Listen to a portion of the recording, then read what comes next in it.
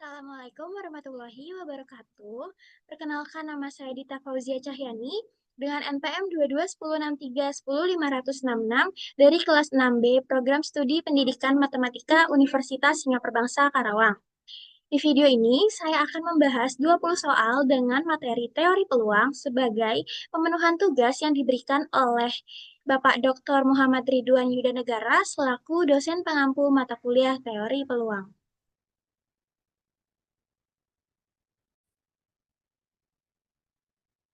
Baik, dimulai dari nomor satu, kejadian A dan B memiliki peluang A sama dengan 1/3 dan peluang B sama dengan 1/4. Jika peluang A dan B sama dengan 1/6, maka tentukan peluang A komplement, peluang A komplement atau B, peluang A atau B komplement, peluang A dan B komplement, peluang A selisih simetri B, dan peluang A komplement atau B komplement.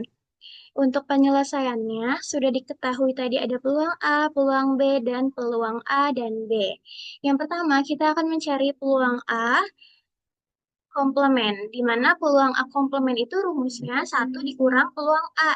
Jadi 1 dikurang 1/3. Peluang A komplement sama dengan 2/3. Kemudian, yang kedua, peluang A komplement atau B, di mana untuk rumus dari peluang A komplement atau B itu sama dengan peluang A komplement ditambah peluang B dikurangi peluang A komplement dan B. Nah, untuk yang peluang A komplement dan B itu eh, bisa dijabarkan menjadi peluang B dikurang peluang A dan B.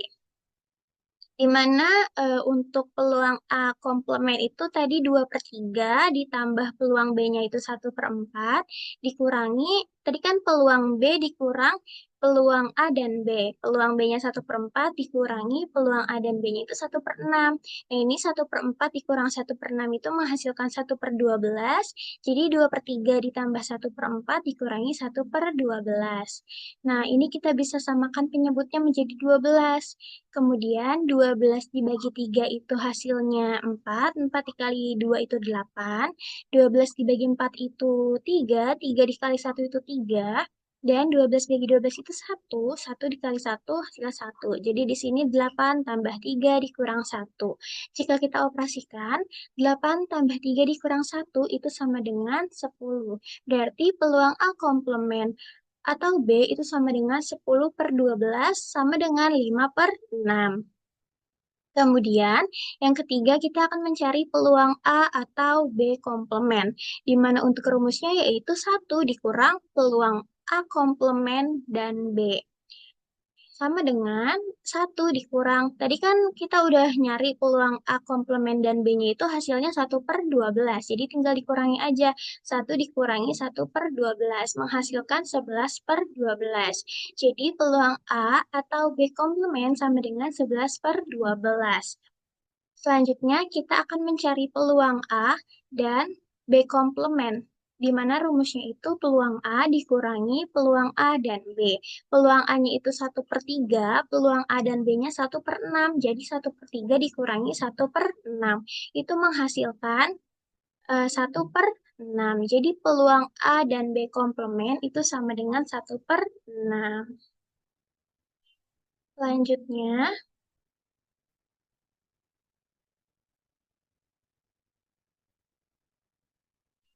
Selanjutnya, kita akan mencari peluang A selisih simetri B, di mana untuk rumusnya sama dengan peluang A atau B dikurangi peluang A dan B. Nah, peluang A atau B itu kita bisa jabarkan menjadi peluang A ditambah peluang B dikurangi peluang A dan B, kemudian dikurangi peluang A dan B.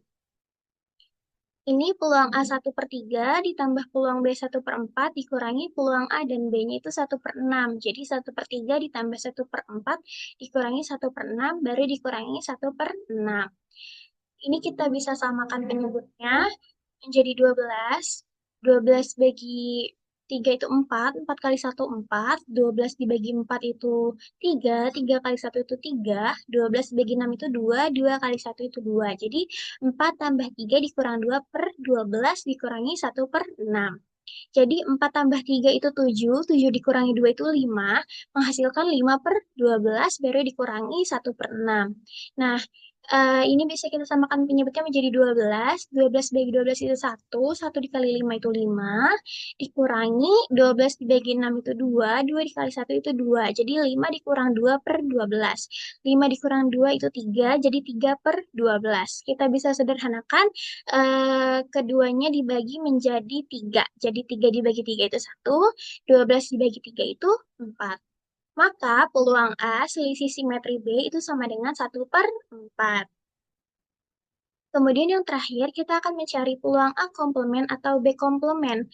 Kita gunakan hukum De Morgan, di mana menurut hukum De Morgan itu A komplement atau B komplement itu sama dengan A dan B komplement. Nah, berarti peluang A komplement atau B komplement itu sama dengan peluang A dan B komplement, di mana peluang A dan B komplement itu rumusnya 1 dikurang peluang A dan B.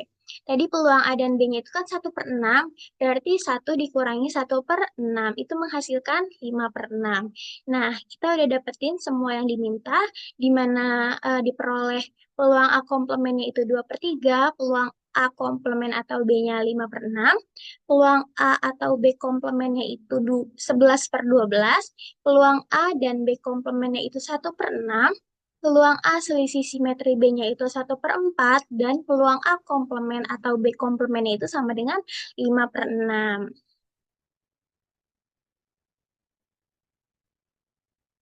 Selanjutnya, untuk soal nomor 2, misalkan A, B, dan C adalah tiga kejadian yang saling bebas dengan peluang A sama dengan peluang B sama dengan peluang C, itu sama dengan 1/3.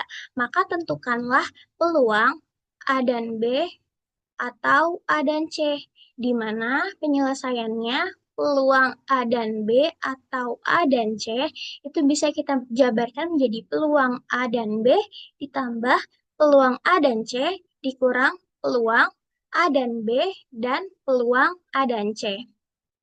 Nah, yang ini bisa kita tulis menjadi peluang A dan B dan C. Berarti kita harus mencari peluang A dan B-nya terlebih dahulu. Peluang A dan B itu sama dengan peluang A dikali peluang B. Berarti 1/3 dikali 1/3 sama dengan 1/9. Kemudian kita akan mencari peluang A dan C, di mana peluang A dan C sama dengan peluang A dikali peluang C. Berarti 1/3 dikali 1/3 sama dengan 1/9. Yang terakhir, kita akan mencari peluang A dan B dan C. Berarti peluang A dikali peluang B dikali dengan peluang C. 1/3 dikali 1/3 dikali 1/3 sama dengan 1/27. Nah, kita udah dapetin nih peluang A dan B, peluang A dan C, kemudian peluang A dan B dan C. Maka kita bisa masukkan ke dalam rumus ini.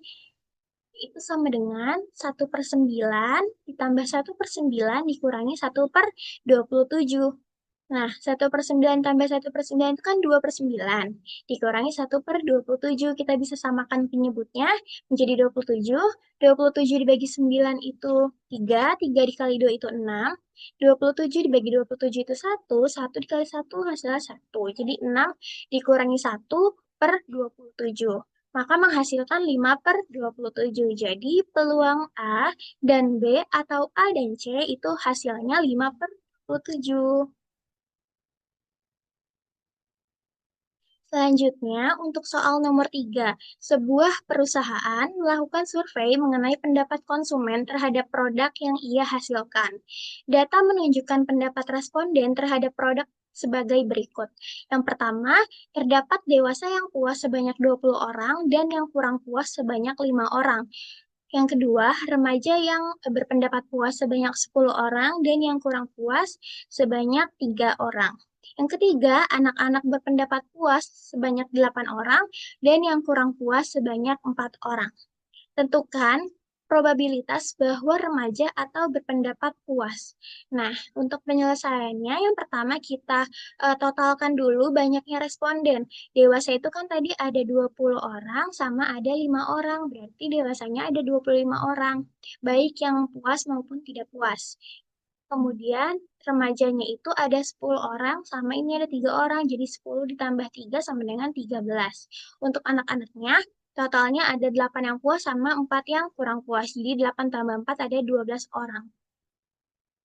Berarti total seluruh respondennya itu 25 ditambah 13 ditambah 12. Hasilnya adalah 50. Maka kita bisa dapatkan bahwa peluang remajanya dulu. Peluang remaja itu berarti banyaknya remaja per total respondennya. Tadi kan banyaknya remaja itu ada 13, berarti 13 per 50. Kemudian kita cari peluang yang berpendapat puas di mana banyaknya responden yang puas ada 38. Dari mana? Kita lihat dari dewasa itu ada 20 orang, remaja ada 10 orang, sama anak-anak ada 8 orang. Kita bisa jumlahkan 20 tambah 10 tambah 8. Itu hasilnya 38. Jadi 38 per 50 itu peluang yang berpendapat puas. Nah, ditanyakan itu probabilitas bahwa remaja atau berpendapat puas. Berarti peluang remaja atau berpendapat puas itu sama dengan peluang remaja ditambah peluang yang berpendapat puas dikurangi peluang remaja dan berpendapat puas. Tadi peluang remajanya itu 13 per 50, peluang yang berpendapat puasnya itu 38 per 50, dan peluang remaja dan berpendapat puas. Remaja yang berpendapat puas itu totalnya kan ada 10, berarti ini 10 per 50.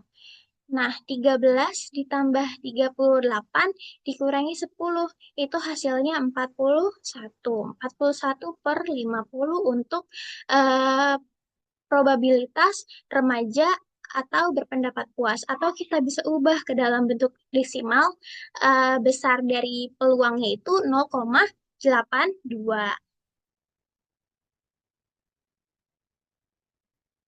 Selanjutnya, yang nomor 4, soalnya yaitu 4 partikel ditempatkan satu persatu dan secara independen ke dalam 5 kotak. Tiap kotak memiliki peluang yang sama untuk dipilih. Tentukan probabilitas dari kejadian yang A, setiap kotak berisi paling banyak satu partikel, yang B, semua partikel berada dalam satu kotak yang sama. Yang pertama, kita ketahui bahwa terdapat 4 partikel dan juga 5 kotak. Kemudian, ruang sampelnya itu setiap partikel dapat masuk ke dalam kotak. Berarti banyaknya ruang sampel itu sama dengan 5 pangkat 4. Sama dengan 625. Yang pertama itu ada kejadian A, di mana kejadian A itu setiap kotak berisi paling banyak satu partikel. Kita bisa mencari banyaknya kejadian A itu sama dengan eh, mengambil 4 dari 5 kotak. Jadi kombinasi 4 dari 5 dikali 4 faktorial. Ini kombinasi 4 dari 5 itu 5 faktorial per 4 faktorial dikali 1 faktorial dikali 4 faktorial. Untuk yang persamaan ini tuh 5 faktorial kan 5 dikali 4 faktorial. Nah, nanti 4 faktorial yang atas di sini sama yang bawah itu bisa kita coret. Jadi sisa 5 per 1. Makanya di sini hasilnya 5. Nah, untuk yang 4 faktorial itu kan 4 kali 3 kali 2 kali 1. Nah, 4 kali 3, 12. 12 kali 2 hasilnya 24. Berarti di sini bisa ditulis jadi 5 dikali 24. Berarti banyaknya A itu sama dengan 120. Berarti peluang A itu sama dengan banyaknya kejadian di A per banyaknya ruang sampel. Kejadian di A tadi ada 120, banyaknya ruang sampel itu ada 625. Jadi 120 per 625. Jika kita sederhanakan menjadi 24 per 125. Dan kita bisa ubah ke dalam bentuk desimal menjadi 0,192. Kemudian, untuk kejadian yang B, semua partikel berada dalam satu kotak yang sama. Tadi kan ada apa partikelnya ada 4, terus ada 5 kotak. Berarti kemungkinannya itu semua partikel masuk ke dalam kotak yang sama.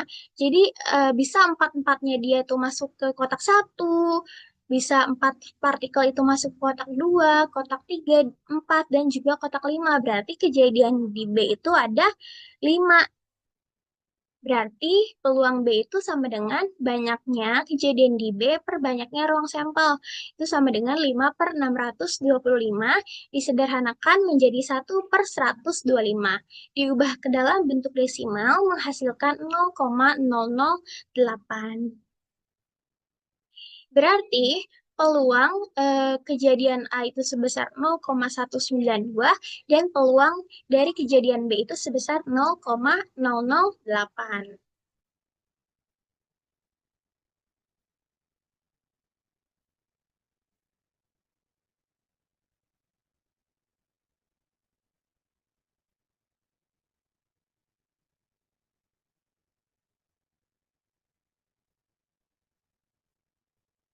Kemudian, soal nomor 5, saat mengirim pesan dari A ke B, rata-rata 3% pesan dapat dikirim salah. Jika dikirim 300 pesan, berapa peluang bahwa tepat 3 pesan salah kirim? Untuk penyelesaiannya, jadi soal ini tuh masuk ke dalam soal distribusi binomial. Yang pertama itu kan diketahui pesan salah kirim itu ada 3 per 100, 3% kan, 3 per 100 itu sama dengan 0,03. Kemudian banyaknya percobaan itu ada 300, berarti N-nya itu sama dengan 300. Yang ditanya itu peluang tepat 3 pesan salah kirim. Berarti kita bisa tuliskan dulu formula dari distribusi binomial. Nah, formula dari distribusi binomial tuh yang ini nih. B, N, P, K itu sama dengan kombinasi K dari N dikali P pangkat K dikali 1 dikurangi P pangkat N dikurang K. N-nya tadi 300, P-nya itu 0,03, K-nya itu 3. Nah, itu sama dengan 300. Kombinasi 3 dari 300 dikali 0,03 pangkat 3 dikali 1 dikurang 0,03 pangkat 300 dikurangi 3.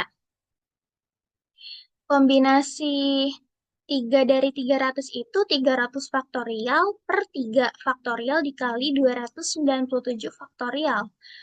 Nah, kalau misalkan dijabarkan seperti ini, 300 kali 299 kali 298 kali 297 faktorial. Jadi nanti yang 297 faktorial atas sama di bawah itu bisa kita coret untuk mempermudah. Kemudian 0,03 pangkat 3 itu menghasilkan 0,000027 dan 0,97 pangkat 297 itu menghasilkan 0,0001178162.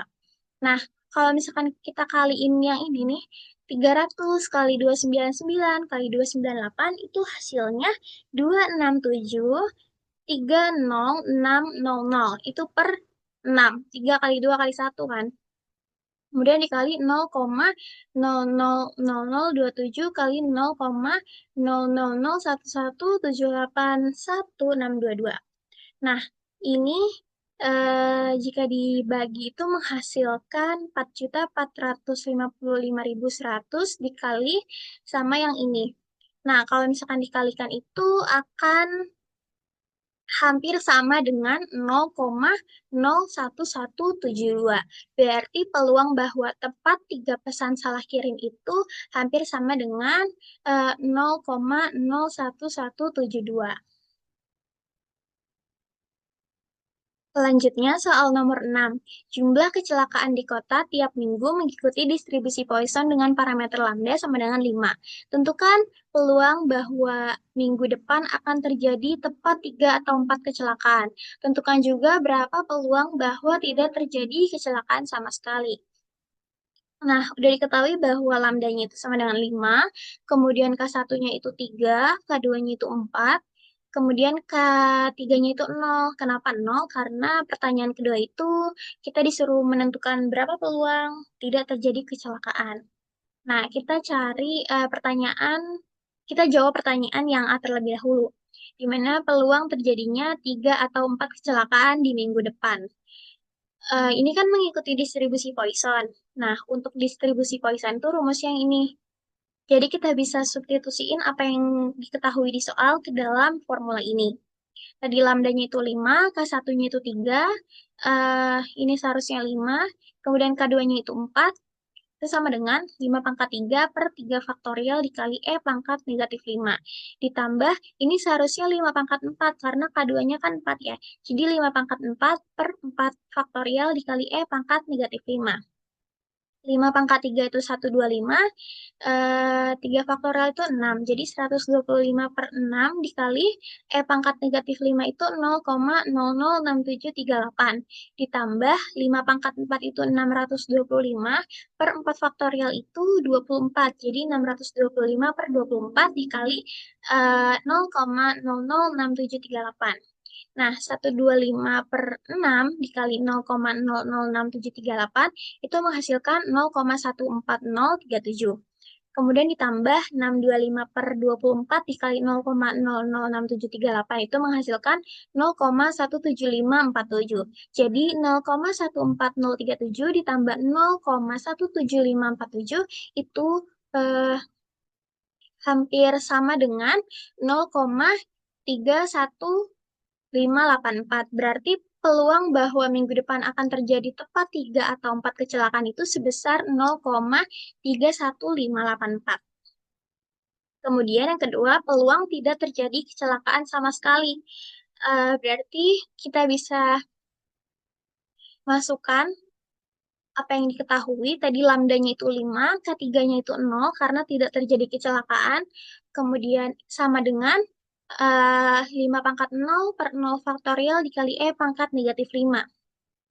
5 pangkat 0 itu 1, per 0 faktorial itu juga 1, dikali sama 0,006738. Berarti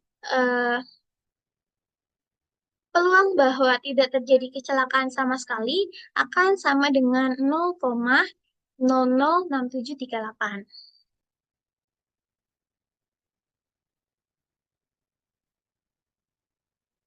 Selanjutnya untuk soal nomor 7, peluang untuk menang dalam suatu permainan adalah 50%. Seseorang memainkan 6 permainan. Hitung probabilitas menang tepat 4 kali dan probabilitas menang tepat 4 kali dengan syarat menang setidaknya 2 kali. Jadi, soal ini itu masuk ke dalam soal dengan penggunaan distribusi binomial. Tadi kan diketahui peluang untuk menangnya itu 50%. Berarti P sama dengan 50 per 100 itu sama dengan 0,5. Kemudian N-nya 6, karena dia memainkan 6 permainan. Kita harus nyari peluang tepat 4 kali dengan, oh enggak, yang pertama itu kita emang nyari peluang menang tepat 4 kali. Jadi kita pakai rumus distribusi binomial. Jadi rumusnya itu yang ini.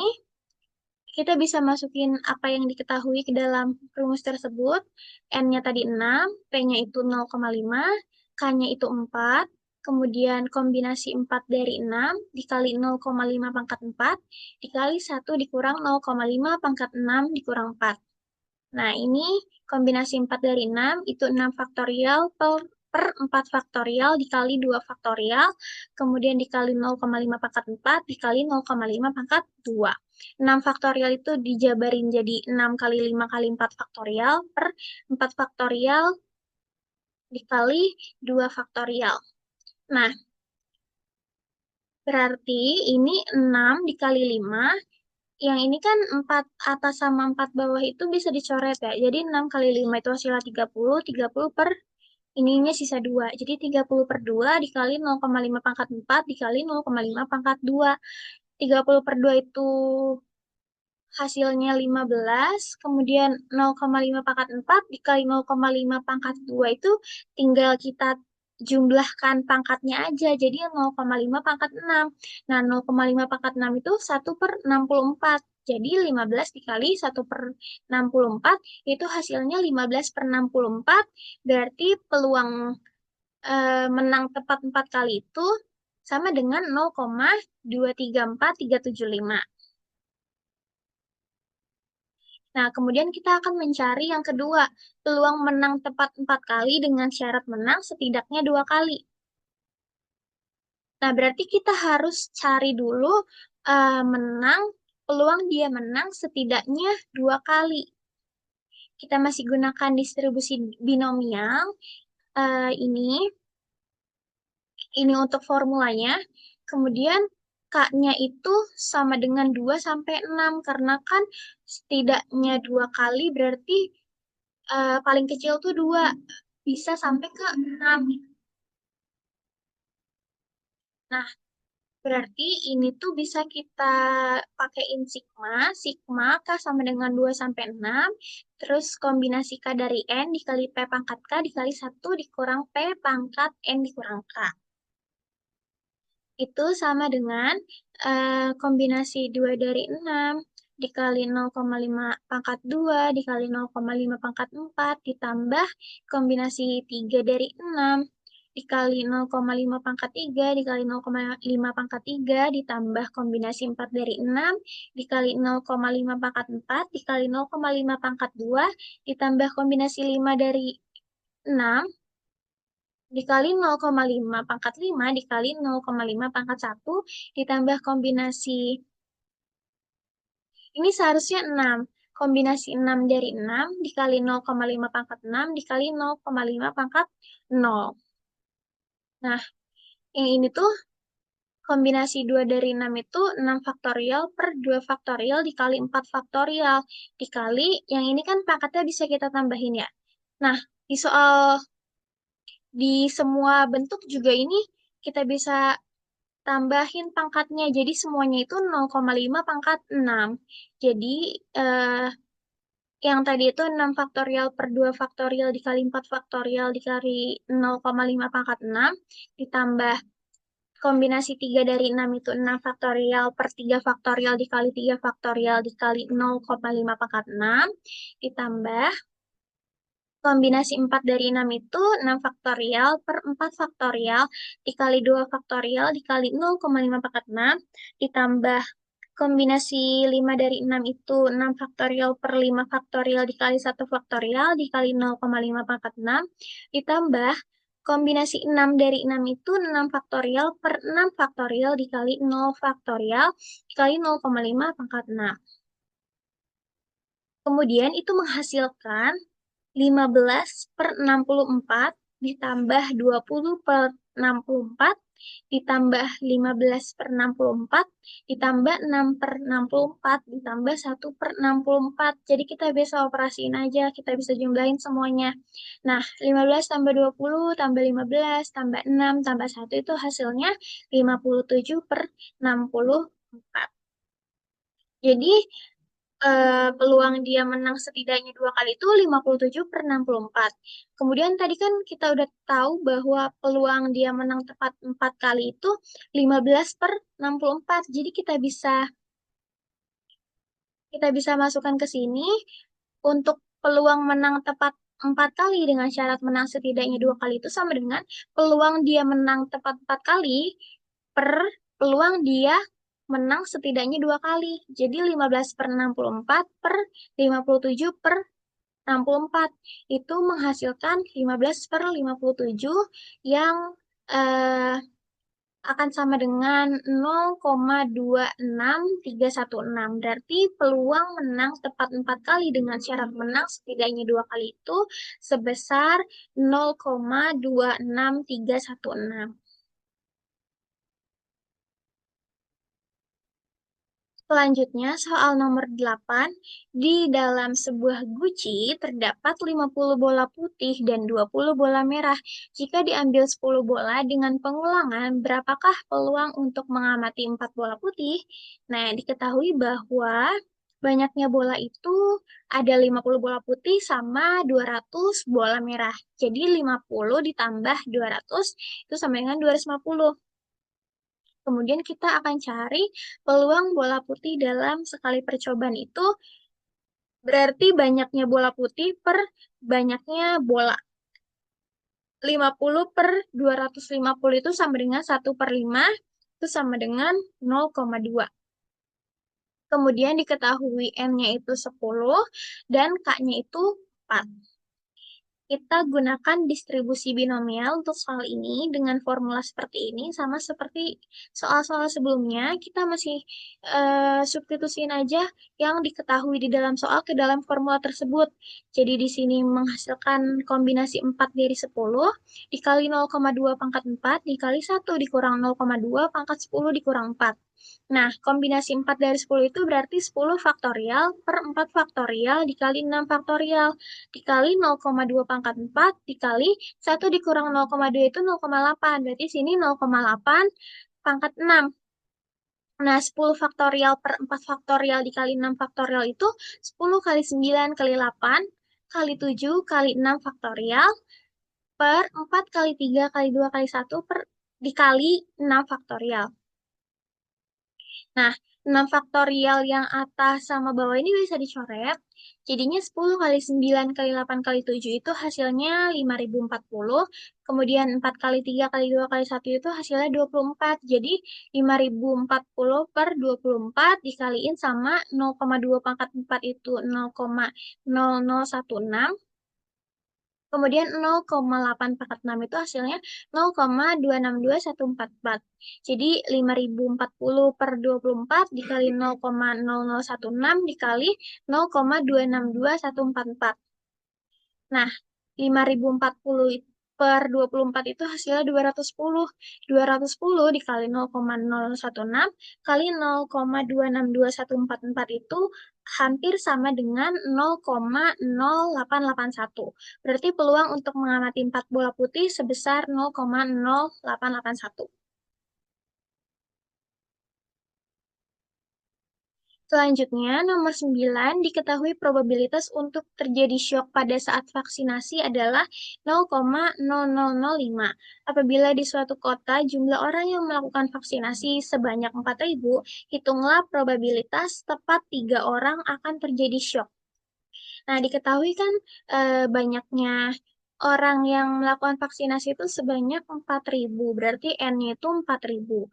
Kemudian peluang terjadinya shock saat vaksinasi itu sebesar 0,0005. Berarti P-nya sama dengan 0,00005, berarti lambda sama dengan N dikali P sama dengan 4.000 dikali 0,0005 itu sama dengan 2. Dan K-nya itu 3. Kita gunakan distribusi Poisson di sini. Pois lambda K itu sama dengan lambda pangkat K per K faktorial dikali E pangkat negatif lambda. Berarti pois 2 K-nya 3 itu sama dengan 2 pangkat 3 per 3 faktorial dikali E pangkat negatif 2. 2 pangkat 3 itu 8, 3 faktorial itu 6, E pangkat negatif 2 itu 0,135. Jadi 8 per 6 dikali 0,135 itu hasilnya 0,18. Berarti peluang tepat 3 orang akan terjadi shock itu sebesar 0,18.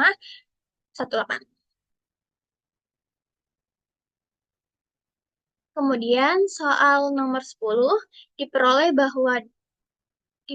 data bahwa di Kecamatan CDF terdapat 30 anak yang mengalami gizi buruk dan 18 diantaranya berjenis marasmus dan lainnya kwashiorkor. Pemeriksaan akan dilakukan terhadap 9 anak. Berapakah dari 9 anak tersebut 5 anak bergizi buruk dengan jenis marasmus? Tadi diketahui N besarnya itu 30. Banyaknya eh, data 30 anak yang mengalami gizi buruk. Kemudian M-nya sama dengan 18. M besar sama dengan 18. 18 itu yang berjenis marasmus. Kemudian N kecilnya itu sama dengan 9. Karena kita akan nyari, karena pemeriksaannya akan dilakukan terhadap 9 anak. Kemudian M kecilnya sama dengan 5, karena kita akan nyari 5 anak yang bergizi buruk dari 9 anak tersebut. Nah, di soal ini kita gunakan distribusi hipergeometrik, di mana untuk formulanya yang ini, kita bisa substitusikan apa yang kita tahu di dalam soal ke dalam formula ini. Sehingga itu sama dengan kombinasi 5 dari 18 dikali 30 dikurang 18, ini 9 dikurang 5 per kombinasi 9 dari 30. Berarti ini kan kombinasi 12 kombinasi 4 dari 12 maksudnya. Nah, jika kita eh, ubah, itu hasilnya 18 faktorial per 5 faktorial dikali 13 faktorial dikali 12 faktorial per 4 faktorial dikali 8 faktorial. Itu per 30 faktorial per 9 faktorial dikali 21 faktorial. Ini kita bisa jabarkan dari bentuk ini. Nah, ini tuh hasil penjabarannya. Jadi 18 kali 17 kali 16 kali 15 kali 14 kali 13 faktorial per 5 faktorial itu 5 kali 4 kali 3 kali 2 kali 1. Kemudian dikali dengan 13 faktorial. Nah, bentuknya ini 12 faktorial itu 12 kali 11 kali 10 kali 9 kali 8 faktorial. Per 4 faktorial itu 4 kali 3 kali 2 kali 1, kemudian dikali dengan 8 faktorial. Nah, yang bawahnya penyebutnya 30 faktorial per 9 faktorial dikali 21 faktorial. 30 faktorial itu 30 kali 29 kali 28 kali 27 kali 26 kali 25 kali 24 kali 23 kali 22 kali 21 faktorial. Karena di bawahnya ini ada 21 faktorial. Sama nih, kayak yang atas juga. Di sini kan paling bisa dicoret itu 13. Jadi di atas itu kita stop sampai 13 gitu. Yang ini juga sama. Nah, kemudian kalau misalkan kita kaliin dari yang di dalam kurung ini, yang pertama ini, dalam kurung pertama itu menghasilkan 8.568. Kemudian dikali dengan yang dalam kurung kedua ini, 495 hasilnya. Per, nah ini penyebutnya jika kita kalikan, itu hasilnya itu 14.307.150.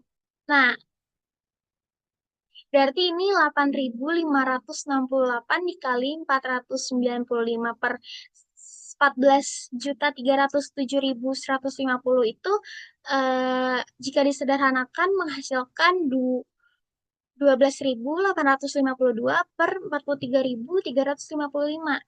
Kalau misalkan kita ubah ke dalam bentuk desimal, itu hampir sama dengan 0,269.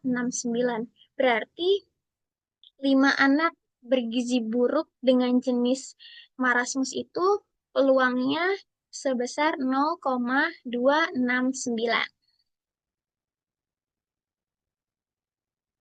Selanjutnya, soal nomor 11. Diketahui probabilitas untuk terjadi gempa bumi pada negara Indonesia adalah 0,005. Apabila di suatu provinsi jumlah kota sebanyak 200 kota, hitunglah probabilitas tepat 2 kota akan terjadi gempa. Yang pertama, kita ketahui jumlah kota sebanyak 200. Ini tuh menjadi N. Berarti N sama dengan 200. Kemudian probabilitas terjadi gempa bumi di negara Indonesia itu 0,005. Berarti P sama dengan 0,005. Lambdanya itu sama dengan N kali P. Sama dengan 200 dikali 0,005. Itu menghasilkan 10. Kemudian K-nya 2. Kita akan mencari tepat 2 kota. Nah, di sini kita gunakan distribusi Poisson. Sama seperti soal sebelumnya, di sini untuk formula dari distribusi Poisson, kita substitusikan apa yang diketahui dalam soal ke dalam formula tersebut. Jadi Pois 10, ininya K-nya 2, sama dengan 10 pangkat 2 per 2 faktorial dikali E pangkat negatif 10. 10 pangkat 2 itu 100, ini 2 faktorial itu 2, berarti 100 per 2 dikali E pangkat negatif 10. 100 per 2 itu 50. 50 dikali E pangkat negatif 10 itu akan menghasilkan 0,0227. Berarti probabilitas bahwa tepat 2 kota akan terjadi gempa itu sebesar 0,0227. Soal selanjutnya, nomor 12. Sebuah ruang konferensi dapat disewa untuk rapat yang lamanya tidak lebih dari 7 jam. Misalkan X adalah peubah acak yang menyatakan waktu rapat yang mempunyai distribusi seragam. Tentukan peluang suatu rapat berlangsung 4 jam atau lebih. Kita ketahui bahwa A-nya itu 0, kemudian alfanya itu 0, betanya itu 7, karena rapatnya itu tidak lebih dari 7 jam. Sehingga fx-nya itu sama dengan 1/beta dikurangi alfa sama dengan 1/7 dikurang 0, itu sama dengan 1/7 untuk 0 kurang dari sama dengan x kurang dari sama dengan 7. Nah, fx-nya itu 0 untuk x lainnya. Ditanya itu tadi kan peluang rapat berlangsung selama 4 jam atau lebih, berarti bisa lebih dari 4 jam. Berarti kita harus nyari PX lebih dari sama dengan 4. Kita gunakan distribusi seragam di sini, itu sama dengan integral A sampai B, fx dx. Fx-nya itu kita pakai yang 1/7 karena dia kan berlangsung 4 jam atau lebih. Berarti eh, A-nya itu 4, B-nya itu 7, dikali fx-nya itu 1/7 dx. Kemudian 1/7 kita integralkan itu menghasilkan 1/7 x dengan batas bawahnya 4, batas atasnya 7. Kita masukkanlah batas-batasnya ke dalam x ini. Jadi 1/7 dikali 7 dikurangi 1/7 dikali 4. Ini 1/7 dikali 7 itu 7/7 dikurangi 1/7 dikali 4 itu 4/7. Jadi 7/7 dikurangi 4/7 sama dengan 3/7 itu sama dengan 0,428571. Jadi peluang suatu rapat berlangsung selama 4 jam atau lebih sebesar 0,428571. Selanjutnya untuk soal nomor 13. Lama pembicaraan Selanjutnya, untuk soal nomor 13. Lama pembicaraan telepon dimodelkan oleh distribusi eksponensial dengan rataan 10 menit per orang. Bila seseorang tiba-tiba mendahului Anda di telepon umum, carilah peluang bahwa Anda harus menunggu yang A lebih dari 10 menit, yang B antara 10 sampai 20 menit. Kita ketahui bahwa rataannya itu 10 menit per orang. Rataan itu bisa disimbolkan dengan mu. Jadi, mu-nya itu sama dengan 10. Berarti lambdanya sama dengan 1/mu. Makanya di sini 1/10. Berarti lambda sama dengan 0,1. Kemudian kita akan menjawab poin yang A, yang lebih dari 10 menit. Kalau lebih dari 10 menit itu berarti dia akan mencapai tahingga. Berarti selangnya itu di sini dari T sampai tahingga. T-nya itu kan 10, lambdanya itu 0,1. Jadi E 0,1 batasnya itu 10 sampai tahingga sama dengan E pangkat negatif lambda dikali T. Berarti E pangkat negatif 0,1 kali 10. Itu hasilnya E pangkat negatif 1 itu hampir sama dengan 0,3679. Kemudian yang B, antara 10 sampai 20 menit. Berarti batasnya itu, selangnya itu dari 10 sampai 20. A-nya itu 10, B-nya itu 20. Itu sama dengan E pangkat negatif 0,1 dikali 10 dikurangi E pangkat negatif 0,1 dikali 20. E pangkat negatif 1 dikurang E pangkat negatif 2 itu hampir sama dengan 0,2325. Selanjutnya untuk soal nomor 14, diketahui komponen dinyatakan dengan variabel random X. Diketahui berdistribusi seragam kontinu dengan batas bawah 10 mm dan batas atas 18 mm. Probabilitas bahwa diameter komponen kurang dari 15 mm adalah: pertama, diketahui bahwa alfanya itu 10 dan betanya itu 18. Sehingga fx-nya itu sama dengan 1/beta dikurangi alfa. Sama dengan 1/18 dikurangi 10. Sama dengan 1/8. Dengan x-nya itu lebih besar sama dengan 10 dan kurang dari sama dengan 18. Kemudian fx-nya itu 0 untuk x lainnya. Kan ditanya probabilitas diameter komponen kurang dari 15 mm. Di sini dituliskan peluang X itu kurang dari sama dengan 15. Itu sama dengan integral A sampai B fx dx. Di mana fx-nya kita gunakan yang 1/8. Jadi integral 10 sampai 15, 1/8 dx. 1/8 jika kita integralkan itu menghasilkan 1/8x dengan batasnya itu 10 sampai 15. Nah, batasnya itu kita masukkan ke dalam x-nya, jadi 1/8 dikali 15 dikurangi 1/8 dikali 10.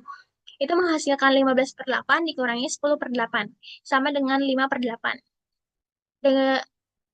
Dalam bentuk desimalnya itu menjadi 0,625.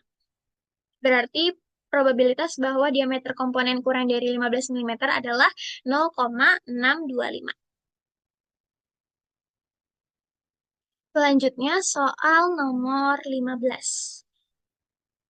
Untuk pergi bekerja, seseorang pria dapat menggunakan kereta, bus, atau mobilnya. Dia memilih kereta 50%, bus 30%, dan mobil 20% dari hari kerja. Jika dia naik kereta, dia tiba tepat waktu dengan probabilitas 0,95. Dengan bus, ia akan datang tepat waktu dengan probabilitas 0,8, dan dengan mobil dengan probabilitas 0,7. Soal nomor 15 itu, hitunglah probabilitas orang tersebut datang ke kantor tepat waktu. Kan diketahui tadi peluang dia naik kereta itu 50%, berarti 50/100 sama dengan 0,5. Peluang dia naik bus itu 30%, berarti 30/100 sama dengan 0,3. Dan peluang dia naik mobil itu 20%, berarti 20/100 sama dengan 0,2. Nah, kemudian diketahui juga kalau misalkan dia naik kereta, dia tiba tepat waktu dengan probabilitas 0,95. Berarti peluang dia tepat waktu jika dia naik kereta itu sama dengan 0,95. Nah, peluang dia tepat waktu jika menggunakan bus itu 0,8 dan peluang dia tepat waktu jika menggunakan mobil itu sama dengan 0,7. Dengan menggunakan aturan peluang total diperoleh bahwa peluang dia tepat waktu ke kantor itu sama dengan peluang dia naik kereta dikali peluang dia tepat waktu jika naik kereta ditambah peluang dia naik bus dikali dengan peluang dia tepat waktu jika naik bus ditambah peluang dia naik mobil dikali dengan peluang dia tepat waktu jika naik mobil. Peluang dia naik kereta itu 0,5, peluang dia tepat waktu jika naik kereta itu 0,95, 0,5 dikali 0,95 itu hasilnya 0,475. Kemudian peluang dia naik bus itu 0,3, dikali dengan peluang dia tepat waktu jika naik bus itu 0,8, 0,3 dikali 0,8 itu hasilnya 0,24, yang ini nih. Kemudian peluang dia naik mobil itu 0,2, dikali dengan peluang dia tepat waktu jika naik mobil itu 0,7. 0,2 dikali 0,7 itu hasilnya 0,14.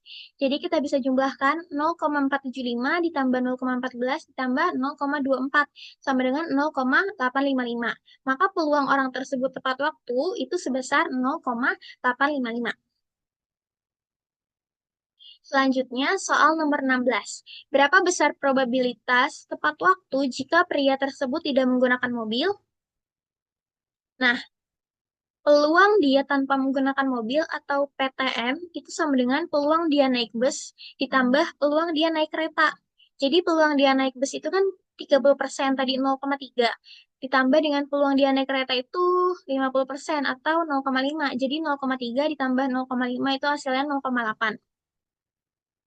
Selanjutnya kita akan mencari peluang dia naik kereta jika dia tidak menggunakan mobil. Berarti itu rumusnya peluang dia naik kereta per peluang dia tidak naik mobil. Sama dengan 0,5 per 0,8. Sama dengan 0,625. Kemudian peluang dia naik bus jika dia tidak menggunakan mobil. Itu sama dengan peluang dia naik bus per peluang dia tidak menggunakan mobil. Sama dengan 0,3 per 0,8. Itu hasilnya 0,375. Maka peluang dia tidak menggunakan mobil sama dengan peluang dia naik kereta jika tidak menggunakan mobil dikali dengan peluang dia tepat waktu jika dia naik kereta ditambah peluang dia naik bus jika dia tidak menggunakan mobil dikali dengan peluang dia tepat waktu jika menggunakan bus. Itu berarti 0,625 dikali 0,95 ditambah 0,375 dikali 0,8. 0,625 dikali 0,95 itu hasilnya 0,59375 ditambah dengan 0,375 dikali 0,8 itu hasilnya 0,3. Nah, 0,59375 ditambah 0,3 itu menghasilkan 0,89375. Berarti peluang pria tersebut tepat waktu tanpa menggunakan mobil adalah 0,89375.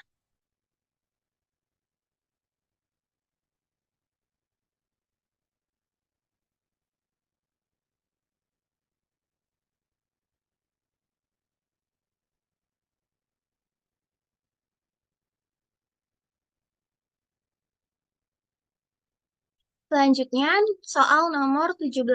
Asumsikan pria tiba di tempat kerja tepat waktu. Berapa probabilitas jika ia datang dengan kereta, bus, atau mobil? Nah, untuk soal ini kita pakai teorema Bayes. Sehingga diperoleh peluang dia naik kereta jika dia tepat waktu itu sama dengan peluang dia naik kereta dikali peluang dia tepat waktu jika naik kereta per peluang dia tepat waktu. Itu sama dengan 0,5 dikali 0,95 per 0,855. Sama dengan 0,475 per 0,855. Itu hampir sama dengan 0,5556. Kemudian peluang dia naik bus jika dia tepat waktu itu sama dengan peluang dia naik bus dikali dengan peluang dia tepat waktu jika naik bus per peluang dia tepat waktu sama dengan 0,3 dikali 0,8 per 0,855 sama dengan 0,24 per 0,855. Itu hampir sama dengan 0,2807. Kemudian yang terakhir, peluang dia naik mobil jika dia tepat waktu sama dengan peluang dia naik mobil dikali peluang dia tepat waktu jika naik mobil per peluang dia tepat waktu. Itu sama dengan 0,2 dikali 0,7 per 0,855. Itu sama dengan 0,14 per 0,855 yang hampir sama dengan 0,1637. Berarti peluang dia naik kereta sebesar 0,5556, peluang dia naik bus sebesar 0,2807, dan peluang dia naik mobil sebesar 0,1637. Kemudian soal nomor 18. Pelemparan koin dilakukan sebanyak 6 kali. Definisikan A. Muncul angka sebanyak 3 kali. Kemudian kejadian B. Lemparan pertama dan kedua muncul angka. Hitunglah peluang A dan peluang A jika B. Untuk penyelesaiannya diketahui bahwa pelemparan koin kan dilakukan sebanyak 6 kali. Nah, 6-nya itu sebagai N, berarti N sama dengan 6. Kemudian peluangnya sama dengan 0,5. Kenapa? Karena pelemparan koin itu peluangnya 1/2 atau 0,5. Kemudian yang pertama, kita akan mencari peluang A terlebih dahulu. Peluang muncul angka sebanyak 3 kali. Peluang A sama dengan PX sama dengan 3. Kita pakai distribusi binomial di sini. Berarti kombinasi 3 dari 6 dikali 0,5 pangkat 3 dikali 1 dikurang 0,5 pangkat 6 dikurang 3. Menghasilkan eh, 3, kombinasi 3 dari 6 dikali 0,5 pangkat 3 dikali 0,5 pangkat 3. Nah, yang ini dijabarkan menjadi 6 faktorial per 3 faktorial dikali 3 faktorial. Dikali dengan 0,5 pangkat 6. 6 faktorial itu 6 kali 5 kali 4 kali 3 faktorial per 3 faktorial itu 3 kali 2 kali 1 dikali 3 faktorial. 3 faktorial atas bawah bisa kita coret. 6 kali 5 kali 4 per 3 kali 2 kali 1. Dikali 0,5 pangkat 6. 6 kali 5, 30. 30 kali 4, 120. 120 per 6. Itu hasilnya 20. 20 dikali 0,5 pangkat 6 itu bisa diubah menjadi 1/64. Jadi hasilnya 20/64. Disederhanakan mendapatkan 5/16. Jadi peluang munculnya angka sebanyak 3 kali itu sama dengan 5/16. Selanjutnya kita akan mencari peluang muncul angka tepat 3 kali jika lemparan pertama dan kedua muncul angka.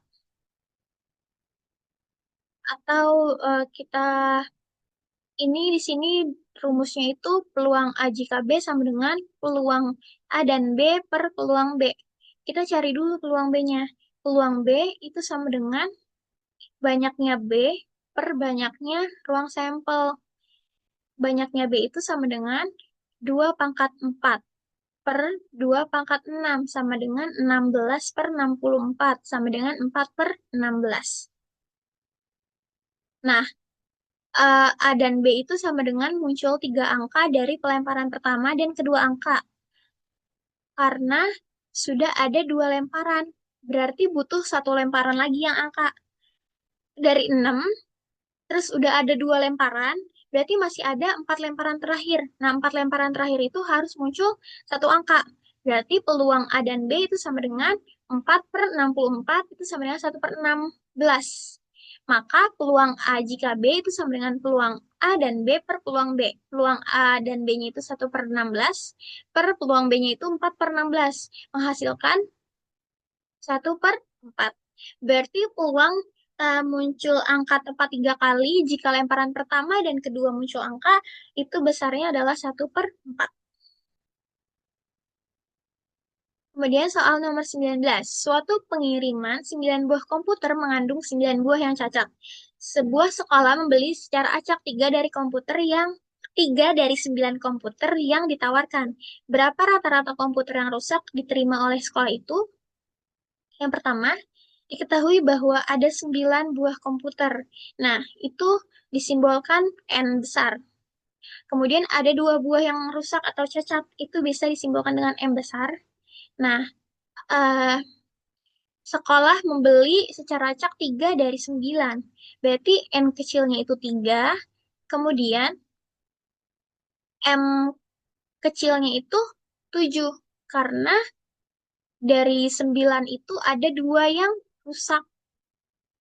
Berarti, untuk mencari nilai harapan dari soal ini, kita gunakan rumus dari nilai harapan distribusi hipergeometrik.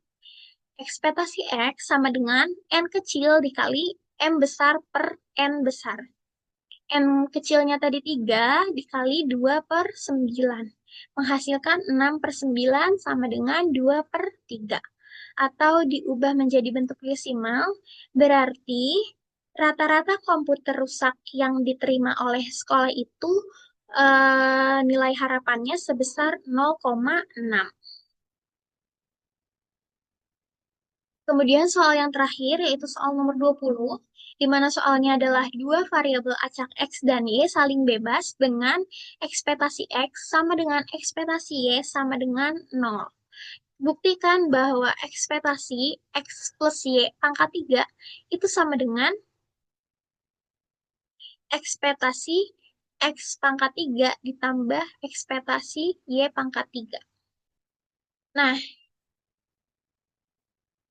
kita harus buktikan bahwa ekspektasi X plus Y pangkat 3 itu sama dengan ekspektasi X pangkat 3 ditambah ekspektasi Y pangkat 3. Nah, kita bisa jabarin menggunakan perkalian pelangi. Jadi ekspektasi X plus Y pangkat 3 itu sama dengan ekspektasi X pangkat 3 ditambah ekspektasi 3X pangkat 2Y ditambah ekspektasi 3XY pangkat 2 ditambah ekspektasi Y pangkat 3. Nah, tadi kan dikasih tahu bahwa ekspektasi X sama dengan ekspektasi Y itu sama dengan 0. Di mana ini berarti ekspektasi 3X Y pangkat 2 itu sama dengan ekspektasi 3 dikali ekspektasi X dikali ekspektasi Y pangkat 2. Ekspektasi 3 itu kan kalau misalkan ekspektasi dari konstanta berarti hasilnya konstanta itu sendiri. Berarti ekspektasi 3 itu 3, terus ekspektasi X-nya itu tadi kan 0. Berarti 3 dikali 0, kemudian dikali sama ekspektasi Y pangkat 2. Karena di sini udah ada 0, berarti kalau misalkan dikaliin ya hasilnya 0. Nah, selanjutnya ekspektasi 3X pangkat 2 dikali Y itu sama dengan ekspektasi 3 dikali ekspektasi X pangkat 2 dikali ekspektasi Y. Berarti 3 dikali ekspektasi X pangkat 2 dikali 0. Itu sama dengan 0. Nah, kita bisa balik lagi nih ke yang ini. Berarti ekspektasi X plus Y pangkat 3 sama dengan ekspektasi X pangkat 3 ditambah ekspektasi 3X pangkat 2 Y ditambah ekspektasi 3X Y pangkat 2 ditambah ekspektasi Y pangkat 3. Nah, tadi kan udah didapetin ya. ekspektasi 3x pangkat 2y itu 0, sama ekspektasi 3xy kuadrat juga 0. Nah, berarti ini kan sisa ekspektasi x pangkat 3 sama ekspektasi y pangkat 3. Ekspektasi x pangkat 3 ditambah 0 ditambah ekspektasi y pangkat 3. Berarti ekspektasi X plus Y pangkat 3 sama dengan ekspektasi X pangkat 3 tambah ekspektasi Y pangkat 3. Berarti sudah terbukti bahwa ekspektasi X plus Y pangkat 3 itu sama dengan ekspektasi X pangkat 3 ditambah ekspektasi Y pangkat 3.